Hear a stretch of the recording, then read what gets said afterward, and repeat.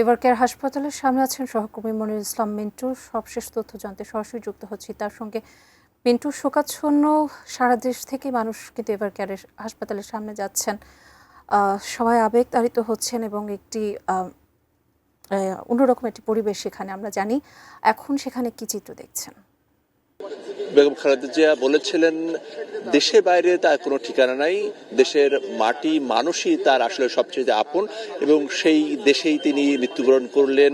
এবং যদিও তার বিদেশে চিকিৎসার জন্য চেষ্টা ছিল, কিন্তু শেষ পর্যন্ত দেশে চিকিৎসা নিয়ে তিনি মারা গেলেন। এবং এই সংবাদটি শোনার পরই কিন্তু এই বৈরী আবহাওয়া, সেই আবহাওয়ার মধ্যেই সকাল থেকে হাজার হাজার মানুষ তারা এভারকেয়ারের সামনে ছুটে আসেন। নায়াসিনামাইড ও স্যালিসাইলিক সমৃদ্ধ লিলি ফেস ওয়াশ, যা ফেসের ডেড স্কিন সেল দূর করে দেয় দ্বিগুণ ফাস্টার ব্রাইটেনিং।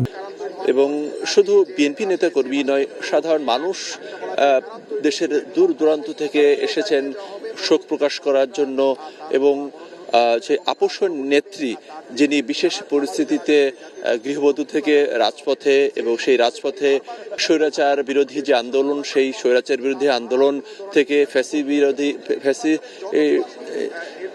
ফ্যাসিবাদের বিরুদ্ধে আন্দোলন এবং আপসহীন হয়ে ওঠা, এবং সেই সঙ্গে বলা যায় যে বাংলাদেশের ঐক্যের প্রতীক।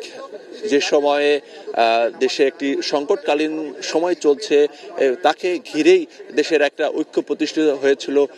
সেই ঐক্য প্রতিষ্ঠার মধ্যে তার আরও কিছুদিন বেঁচে থাকা, সেটি যেমন বাংলাদেশের রাজনীতির জন্য খুব গুরুত্বপূর্ণ ছিল, কিন্তু তার যে অবদান, তার যে দীর্ঘ রাজনৈতিক যে অবদান, সেই অবদানকে স্মরণ করে শক্তিতে পরিণত করে বিএনপি শুধু নয়, সাধারণ মানুষ এক ধরনের শোক প্রকাশ করছেন, শ্রদ্ধা জানাচ্ছেন, এবং তার যে কর্মময় জীবন, সেই কর্মময় জীবনকে স্মরণ করছেন।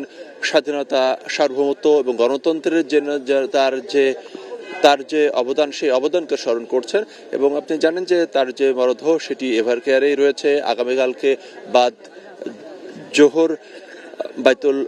বাদ জোহর জাতীয় সংসদ ভবনের সামনে মানিক মিয়া এভিনিউয়ে যে জানাজা, সেই জানাজার যে প্রস্তুতি চলছে, এবং তার স্বামী বিএনপি প্রতিষ্ঠাতা শহীদ প্রেসিডেন্ট রাষ্ট্রপতি জিয়াউর রহমানের পাশে তাকে সমাহিত করা হবে, এবং সেই প্রস্তুতি এগিয়ে চলেছে। এবং বিএনপি শুধু নয়, সেখানে লাখো মানুষ, সাধারণ মানুষ সেখানে অংশগ্রহণ করবেন। এবং আজকে এভারকেয়ারের সামনে এই শীত উপেক্ষা করেই মানুষ আবেগ ভালোবাসায় তাড়িত হয়েই এখানে অবস্থান করছেন।